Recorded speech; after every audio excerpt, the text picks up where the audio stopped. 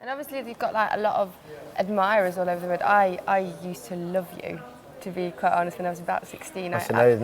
I adored you, Paolo. But obviously there's a lot of girls admiring you and, yeah, just thinking that you're a nice-looking chap. So how do you react to that? Like, that you're like a hot throb for girls? I don't know. How do you want to say it? I think that's a thin line. It's a fickle line. You know, Is it a I don't fickle know, line? even more so now. One weekend, one hard weekend, and I wake up and I look at myself and I go, "Who the hell is that guy?" You know, Really? I look like.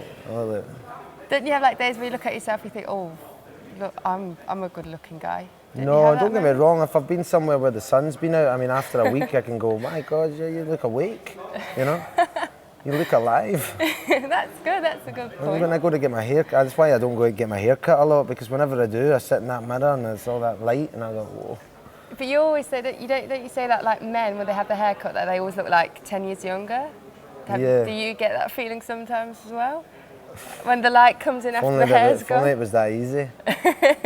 Alright. No, I'm not too bothered, you know, about the, you know, about that kind of side of things, because if that's what you're depending on, then I mean, not only is that a little bit soul destroying, because when you're trying to make music and you're trying to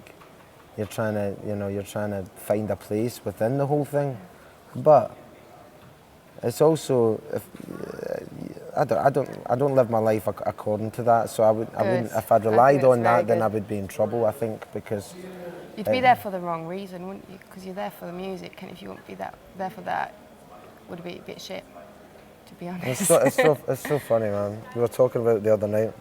What? I put on a little bit of weight once. Well, I think I put on weight anyway, but I went on holiday to Barbados. Yeah. Sorry, my lip is.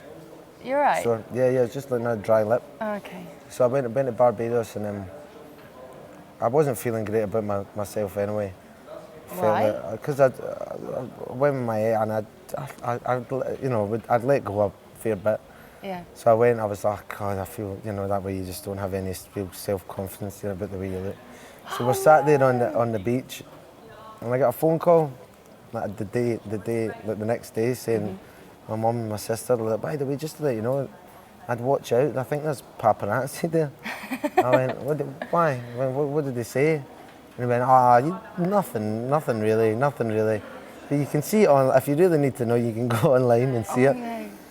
I went online. Why did you do it? Why did you go online? They've got me sort of sat side on at the side, so you get all going. It's a big burger and one in my hand. And just the headline, Paolo FATini.